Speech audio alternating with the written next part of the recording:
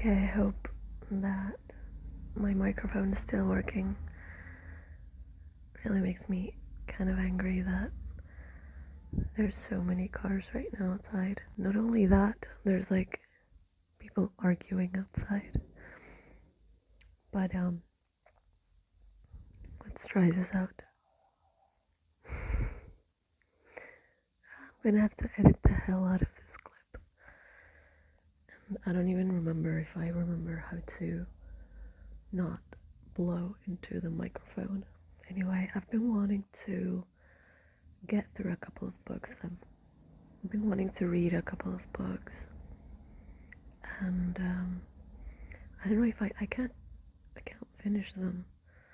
I don't know if it's because I'm lazy as hell or I'm very inconsistent. How these papers have been placed in sequence will be made manifest in the reading of them. All needless matters have been eliminated, so that history, almost at variance with the possibilities of later day belief, may stand forth as simple fact.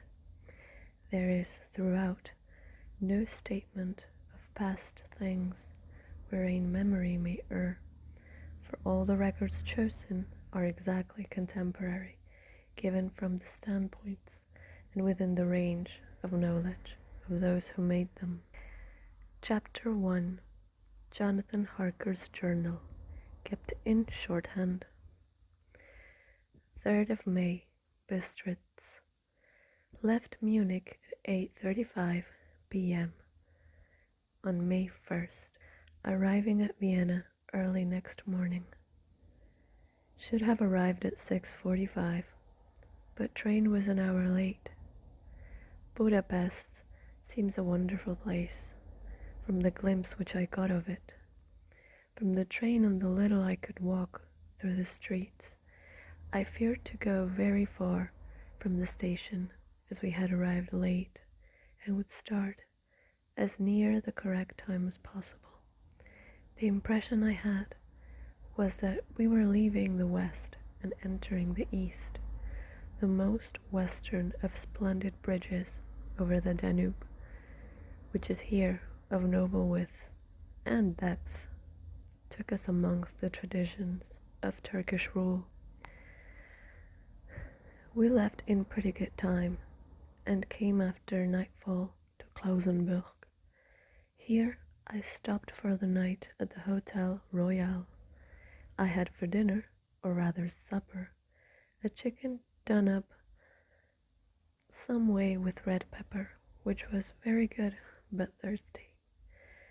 Remember to get recipe for Mina.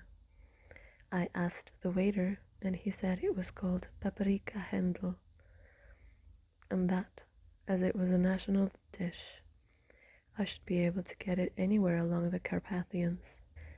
I found my smattering of German very useful here. Indeed, I don't know how I should be able to get on without it.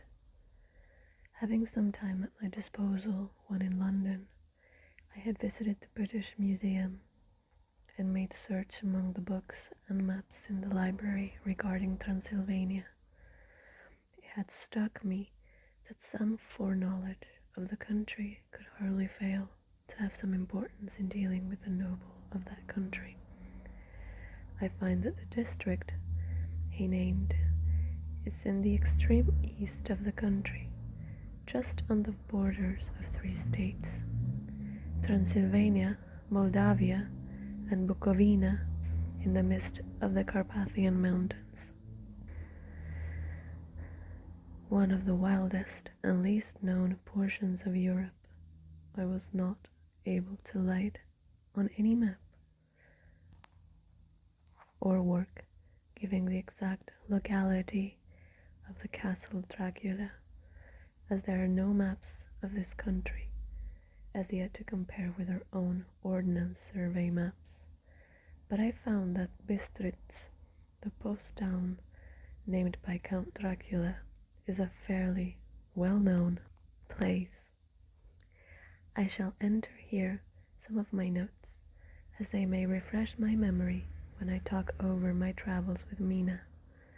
In the population of Transylvania, there are 4 distinct nationalities: Saxons in the south, and mixed with them the Wallachs, who are the descendants of the Dacians, Magyars in the west, and Zekelis in the east and north. I am going among the latter, who claim to be descended from Attila and the Huns. This may be so, for when the Magyars conquered the country, and the 11th country they found the Huns settled in it, I read that every known superstition in the world is gathered into the horseshoe of the Carpathians, as if it were the center of some imaginative whirlpool. If so, my stay may be very interesting. Remember, I must ask the Count all about them. I did not sleep well, though my bed was comfortable enough, for I had all sorts of queer dreams. There was a dog howling all night under my window, which may have had something to do with it, or it may have been the paprika, for I had to drink up all the water in my carafe,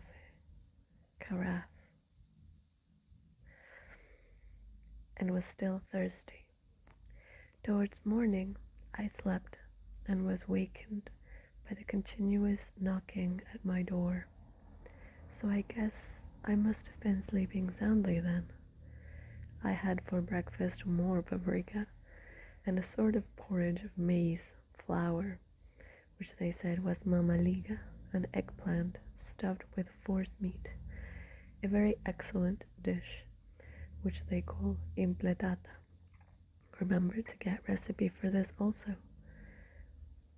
I had to hurry breakfast, for the train started a little before 8, or rather it ought to have done so, for after rushing to the station at 7:30, I had to sit in the carriage for more than an hour before we began to move. It seems to me that the further east you go, the more unpunctual are the trains. What ought they to be in China? All day long we seemed to dawdle through a country which was full of beauty of every kind. Sometimes we saw little towns or castles on the top of the steep hills, such as we see in old missals. Sometimes we ran by rivers and streams which seemed, from the wide stony margin on each side of them, to be subject to great floods. It takes a lot of water and running strong to sweep the outside edge of a river clear.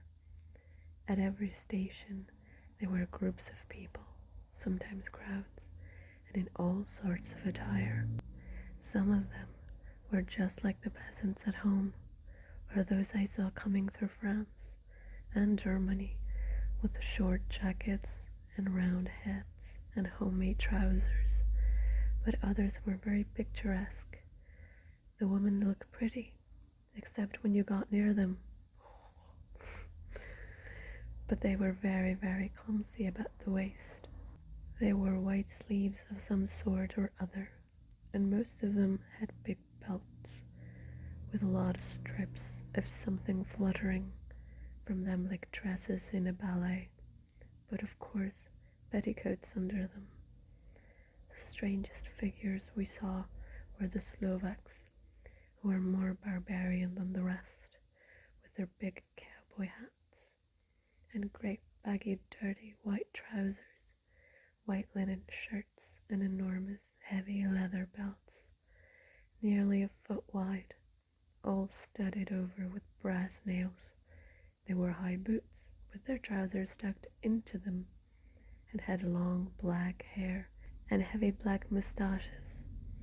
They are very picturesque, but do not look prepossessing. On the stage they would be very set down at once, as some old oriental band of brigands. They are, however, I am told, very harmless and rather wanting in natural self-assertion.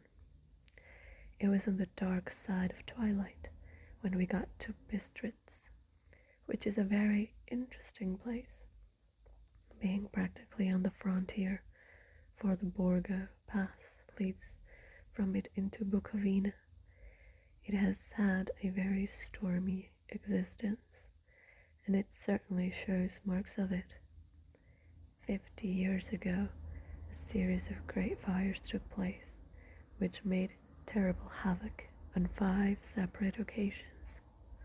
At the very beginning of the 17th century, it underwent a siege of 3 weeks and lost 13,000 people, the casualties of war proper being assisted by famine and disease. Okay, well, I'm on page 16 of 375. Anyway, I think I'm gonna leave it here. Oh wait, no, I think I'm gonna continue. Let's finish this page. Count Dracula had directed me to go to the Golden Crown Hotel, which I found, to my great delight, to be thoroughly old-fashioned, for of course I wanted to see all I could of the ways of the country. I was evidently expected, for when I got near the door, I faced a cheery-looking elderly woman in the usual peasant dress, white undergarment with long double apron, front and back, of coloured stuff, fitting almost too tight for modesty. When I came close, she bowed and said, "The Herr Englishman?" Sorry, I'm not doing a German accent ever again. "The Herr Englishman?" "Yes," I said, "Jonathan Harker." She smiled and gave some message to an elderly man in white shirt sleeves who had followed her to the door. He went, but immediately returned with a letter. "My friend, welcome to the Carpathians. I am anxiously expecting you. Sleep well tonight. At 3 tomorrow, the diligence will start for Bukovina. A place on it is kept for you.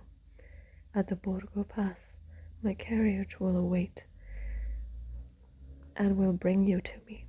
I trust that your journey from London has been a happy one, and that you will enjoy your stay in my beautiful land. Your friend, Dracula." Okay, I'm gonna leave it here for now, and well, definitely next time I'll do this at a time where there's no cars and no people fighting in the background. I hope you can't really hear that much noise.